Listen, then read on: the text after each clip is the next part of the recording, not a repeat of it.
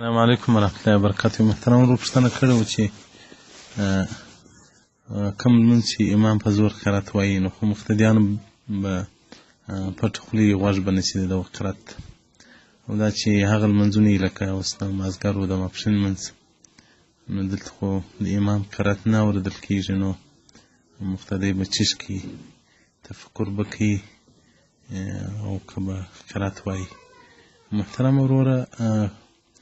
مقتدي چې اقتدا په امام سي وکوله پر ده باندې قرات نسته، پټ خوله به کېږي. خو که امام قرات په زوره وایي جهري لمونځ دی به غوږ نیسي، او که امام قرات په زوره نه وایي خفیه لمونځ د امام مالک رحمت الله علیه، د امام احمد بن حنبل رحمت الله علیه، او د امام اعظم او ابو حنیفه رحمت الله علیه د ټولو رایه دا ده چې که د ملا قرات په زور که څوک وي مقتدي به پټه خوله وي، قرات به نه وایي. او تفکر په لمانځه کې دا خو خشوع په لمانځه کې دا لازم ده، نو ځکه سړی به وایي لمونځ کوونکی به په ولاړه کې ځای د سجدې ته ګوري او هغه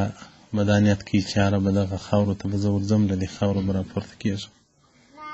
او دغه رنګه به په رکوع کې د ګوتو وسرو ته ګوري، په دې کې به دا فکر کوي چې هغه زه به زما روح به د دغه نوکانو څخه راجلا کېږي، او په سجده کې به هغه د پزې و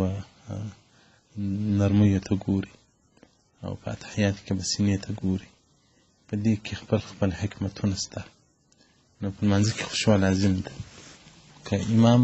قرات وایي په زوره تا غوږ نیولی هم د خشوع وي، فکر به دي که په قرآن په معنا پوهېدې خو ووه، که د قرآن په معنا نه پوهېدې دغسې به د الله په عظمت په لوی کې به دي فکر. او که لمونځ خفیه وي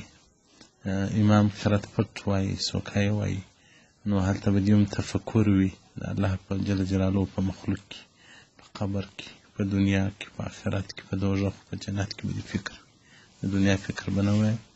او نه به د دنیا په سوچ کې بلکې د آخرت په سوچ کې به وي.